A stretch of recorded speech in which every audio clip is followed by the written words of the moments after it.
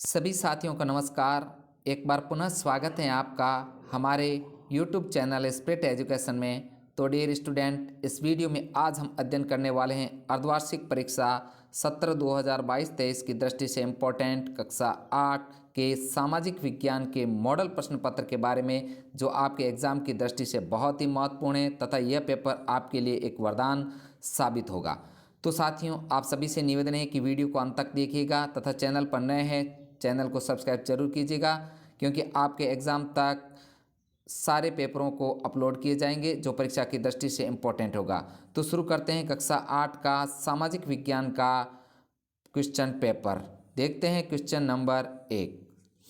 शहर मैसूर के नाम से जाना जाता है। सही उत्तर होगा अ। हैदर अली को शहर मैसूर के नाम से जाना जाता है। नेक्स्ट है 1857 की क्रांति में सबसे पहले विद्रोह का प्रारंभ कहाँ से हुआ था। तो बहुत ही इंपॉर्टेंट क्वेश्चन है। 1857 की जो क्रांति ही उसकी शुरुआत सबसे पहले हुई थी मेरठ से। राइट आंसर होगा मेरठ से। नेक्स्ट है क्वेश्चन, जलियांवाला बाग हत्याकांड कहाँ हुआ था।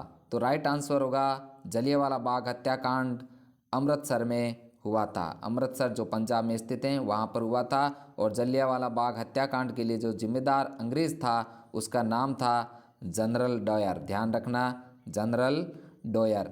इसके आदेश से यह हत्याकांड हुआ था। नेक्स्ट साथियों, कौन से ग्रह को जल ग्रह कहते हैं। तो राइट आंसर होगा पृथ्वी को जल ग्रह कहते हैं, क्योंकि पृथ्वी के 71% भाग पर जल हैं। इसी कारण पृथ्वी को जल ग्रह भी कहा जाता है, हरा ग्रह भी कहा जाता है। नेक्स्ट है रिक्त स्थानों की पूर्ति कीजिए। कानून की नज़र में सभी लोग, तो यहाँ पर जो रिक्त स्थान है इसके तहत आएगा बराबर। कानून की दृष्टि से सभी लोग बराबर हैं। नेक्स्ट है भारत में वयस्क मताधिकार की उम्र, यहाँ पर आएगा 18 वर्ष हैं, 18 वर्ष। नेक्स्ट है लोहा मैंगनीज क्रोमाइट, ये सभी धात्विक खनिज हैं। यहाँ पर रिक्त स्थान में आपको लिखना है धात्विक खनिज। नेक्स्ट है जो संसाधन प्रकृति से प्राप्त होते हैं वे कहलाते हैं प्राकृतिक संसाधन। रिक्त स्थान में आपको लिखना है प्राकृतिक संसाधन। तो साथियों, इस प्रकार ये आपके रिक्त स्थान से संबंधित क्वेश्चन आएंगे, इनको भी आपको अच्छे से पढ़ना है। नेक्स्ट है मिलान कीजिए। मिलान कीजिए के क्वेश्चन देखते हैं। यहाँ पर आपके लिए जो मिलान है हमने मिलान न करके के सीधा आपके सामने इसके सामने उत्तर लिख दिया है। देखते हैं बिरसा मुंडा का संबंध है झारखंड राज्य से। नेक्स्ट, देश की सबसे बड़ी जो अदालत है वह है सर्वोच्च न्यायालय। नेक्स्ट साथियों, राजस्थान का उच्च न्यायालय कहाँ स्थित है। तो राजस्थान का उच्च न्यायालय जोधपुर में स्थित है। नेक्स्ट है जबकि भारत का सर्वोच्च न्यायालय, इससे भी आ सकता है सर्वोच्च न्यायालय नई दिल्ली में स्थित है।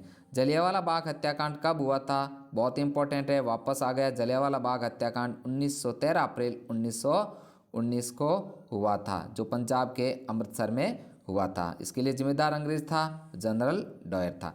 नेक्स्ट साथियों, सही या गलत बताएं, इससे संबंधित भी क्वेश्चन आएंगे। सही या और गलत आपको बताने हैं। तो यहाँ पर देखते हैं महाराणा रंजीत सिंह पंजाब के राजा थे, तो यह क्वेश्चन एकदम सही है। तो यहाँ पर आपको सत्य या सही लिखना है, क्योंकि महाराणा रंजीत सिंह पंजाब के ही राजा थे। नेक्स्ट है मुद्रा व्यवस्था दक्षिण भारत में लागू की गई, तो यह कथन भी एकदम सही है कि मुद्रा व्यवस्था का संबंध दक्षिण भारत से है। नेक्स्ट है 3 नंबर, भारत में सरकारी स्कूलों में धार्मिक उत्सव मनाया जाता है। यह गलत है, क्योंकि सरकारी स्कूलों में धार्मिक उत्सव की मनाही है, तो यह कथन गलत है। नेक्स्ट है 4 नंबर, भारत में न्याय प्रदान करने का सबसे अंतिम न्यायालय उच्च न्यायालय है। गलत है, भारत में न्याय प्रदान करने का जो सबसे अंतिम न्यायालय क्या है, उच्चतम न्यायालय। वापस एक बार पुनः ध्यान रखना, सबसे अंतिम न्यायालय न्याय प्रदान करने का उच्चतम न्यायालय है, जबकि यहाँ पर लिखा हुआ है उच्च न्यायालय, जो गलत है। नेक्स्ट साथियों 9 नंबर क्वेश्चन। साथियों, आप बने रहें हमारे साथ और केयरफुली वीडियो को शुरू से लेकर अंत तक पूरा देखें, ताकि आपको मॉडल प्रश्न पत्र को समझने में मदद मिलेगी और आप परीक्षा में 100 में से 100 नंबर ला करके क्लास में टॉप कर सकते हैं। देखते हैं 9 नंबर क्वेश्चन, यूरोपीय व्यापारिक कंपनियां भारत की तरफ क्यों आकर्षित हो रही। बहुत ही इंपॉर्टेंट क्वेश्चन है। यूरोपीय जो व्यापारी कंपनियां भारत की तरफ क्यों आकर्षित हो रही थी? उत्तर है यूरोपीय व्यापारी कंपनियां भारत के साथ व्यापार में अपार संभावनाएं देखती थी। यूरोप के बाजारों में भारतीय सूती कपड़े, रेशम, काली मिर्च, लौंग, इलायची, दालचीनी आदि की जबरदस्त मांग थी। यूरोप में जो भारतीय मिर्च मसाले थे उनकी जबरदस्त मांग थी, ठीक है ना। वह भारत में सस्ती कीमतों पर यह चीज़ें खरीद कर वापस यूरोप में जाकर उन्हें ऊंची कीमतों पर बेचती थी। जो कंपनियां थी भारत में इन चीज़ों को सस्ती कीमत पर खरीदती थी तथा यूरोप में जाकर के उन्हें ऊंचे दामों पर बेचती थी। इसी कारण यूरोपीय व्यापारी कंपनियां भारत की ओर आकर्षित हो रही थी।